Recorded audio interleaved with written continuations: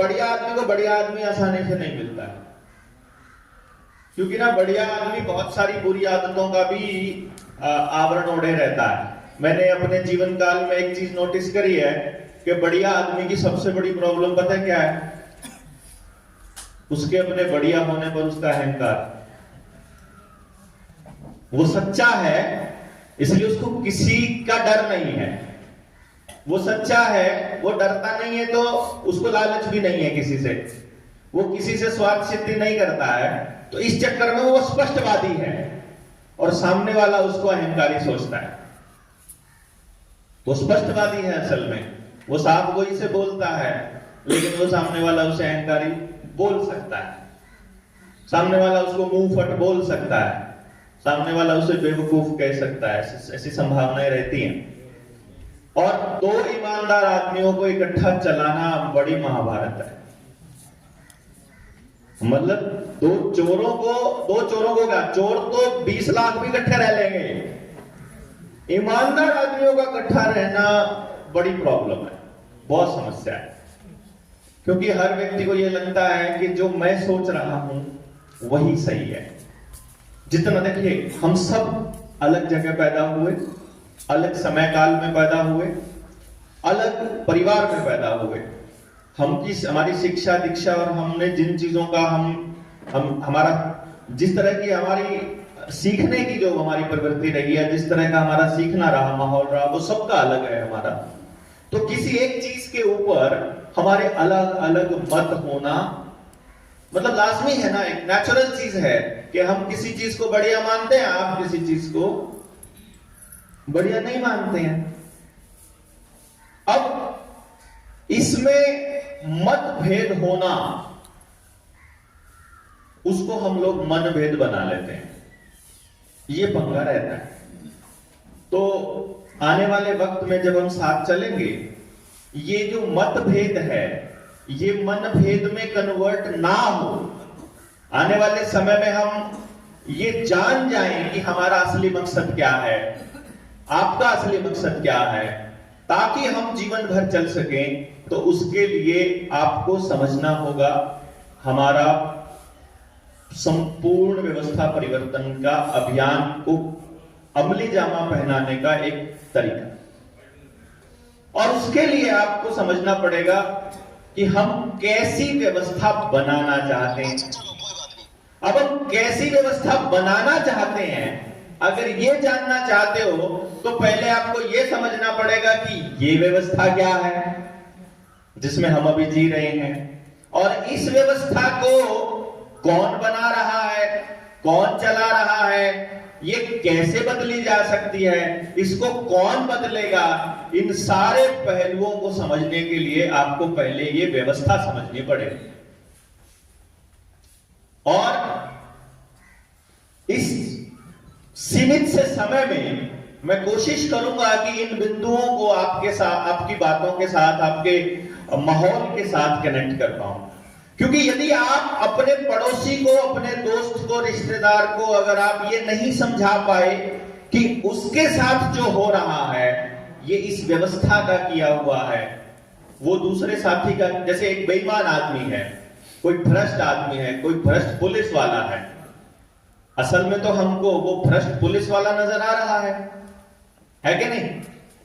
हमको ये लग रहा है कि ये पुलिस वाला भ्रष्ट है, लेकिन बहुत से पुलिस वालों को सजा भी हुई है भ्रष्टाचार के चक्कर में, हुई कि नहीं हुई?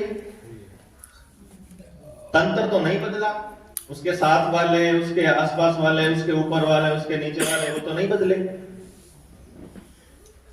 वो तो भ्रष्ट ही रहे। ऐसा क्या है? अच्छा, जब हमें पता चल गया कि भी नशा हमारे गांव में इस जगह पर मिल रहा है, ये लोग नशे के व्यापारी हैं, तो क्या आपको लगता है कि पुलिस वालों को नहीं मालूम है? मालूम है ना।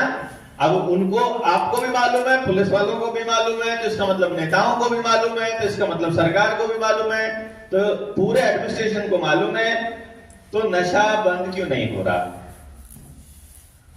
अब पुलिस वाले को पूछोगे आप कि तुम चाहते हो कि तुम्हारा बेटा जो है, या तुम्हारा बेटा बेटी, तुम्हारे बच्चे जो हैं वो नशेड़ी हो जाएं, किसी नेता से पूछोगे हो जाए तो ठीक है क्या? एक भी व्यक्ति खुश नहीं है इस बात से। लेकिन उसको कोई बताने वाला ये नहीं है कि नशे बेचने वाले को या कुछ भी बेचने वाले को, जो भी आदमी बेच रहा है, उसे अपना तंत्र चलाने के लिए, अपनी व्यवस्था चलाने के लिए हर रोज नए कस्टमर्स की जरूरत पड़ेगी। जब हम में से इन पड़ोसियों में अगर हम ये कहें कि हम 20-50 लोग रहते हैं, वहां 50 लोग रहते हैं, 50 परिवार, जब हम 48 परिवारों के बच्चों को नशेड़ी बना चुके होंगे तो व्यवस्था अभी बढ़ चुकी होगी, तो उस बढ़ी हुई व्यवस्था के लिए फिर हमें ज्यादा धन के लिए ज्यादा कस्टमर्स की जरूरत पड़ेगी। तो वो जो 2 लोग बचे हुए हैं, उसमें एक पुलिस वाला है और एक नेता है, उसका बच्चा बच जाएगा क्या फिर आखिर में? नहीं बचे। सवाल ही पैदा नहीं होता है। मतलब अगर कहीं जुल्म हो रहा है, अगर कहीं नशाखोरी हो रही है, अगर कुछ भी गलत हो रहा है और हमें यह लगता है कि हमारे बच्चे अभी तक बचे हुए हैं, तो इसका यह मतलब नहीं है कि वो बचे रहेंगे। इसका यह मतलब है कि अभी आपका नंबर नहीं आया है, हो सकता है आपके बच्चे का नंबर आने में अभी 20-30 बच्चों के बीच में कड़ी का काम करना बाकी है, तो पहले उनका आ जाए तब आएगा आपका नंबर, है कि नहीं? तो उस बंदे को जिसको आप लड़ने के लिए तैयार करना चाहते हैं, उसको मालूम नहीं है कि अगला नंबर उसके बच्चे का आ सकता है, और इसीलिए वो इस पर कोई कदम नहीं उठा रहा। इसी तरह से अगर आपको यह मालूम पड़ जाए कि जो भी आप कर रहे हो, आपने कहां घर लिया है, किस तरह का मकान बनाया है, कौन से स्कूल में आपका बच्चा पढ़ता है, वो किस तरह का सिलेबस पढ़ता है, वो कौन सी नौकरी करता है, कितना तनख्वाह लेता है, और आप कौन सी गाड़ी में चलते हो, कैसे कपड़े पहनते हो, कैसे जूते पहनते हो, कैसे आपका जीवन शैली आपकी कैसी है, बाहर कितना खाते हो, घर में कितना खाते हो तो किस तरह के प्रोडक्ट्स खाते हो, आप चॉकलेट खाते हो कि गुड़ खाते हो, आप दूध लस्सी घी खाते हो कि आप ये टॉयलेट क्लीनर के रूप में जो मतलब ये सॉरी कोका कोला के रूप में जो टॉयलेट क्लीनर आप ये मतलब पीते हो, क्या खा पी रहे हो, इसको आपको बता कौन रहा है, निर्देशित कौन कर रहा है, पीछे से आपके कॉग्निशन में कौन डाल रहा है, दिमाग में कौन डाल रहा है कि आपको ये करना है, आपको छांटना है। आप किसी दुकान पर गए और आपको सेलेक्ट करना है कि आपने कौन सी चीज पीनी है ना? जैसे टॉयलेट क्लीनर्स के भी कई नाम हैं भाई, लिम्का है, कोक है, पेप्सी है, मिरिंडा, ये टाइप मान लो 3-4 हैं ये। तो अब इन चारों में से कौन से टाइप का पियोगे आप, ये आपको कौन बता रहा है ना? तो ये अगर हमें मालूम हो कि हमें वो किस तरह से बता रहे हैं और पूरे सिस्टम को और पूरी व्यवस्था को कैसे चला रहे हैं, तो आपके लिए आसान हो जाएगा चीजों को समझना।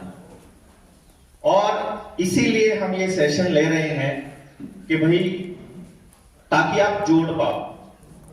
कई बार हमारी व्यवस्था को, जिस व्यवस्था में हम कहते हैं, असल में वो समृद्धि की व्यवस्था है। कल संजीव भाई ने आपको बताया था, कल रात के सेशन में कौन कौन लोग थे यहां पर, आप सबको कल बताया था कि हम कितने समृद्ध थे।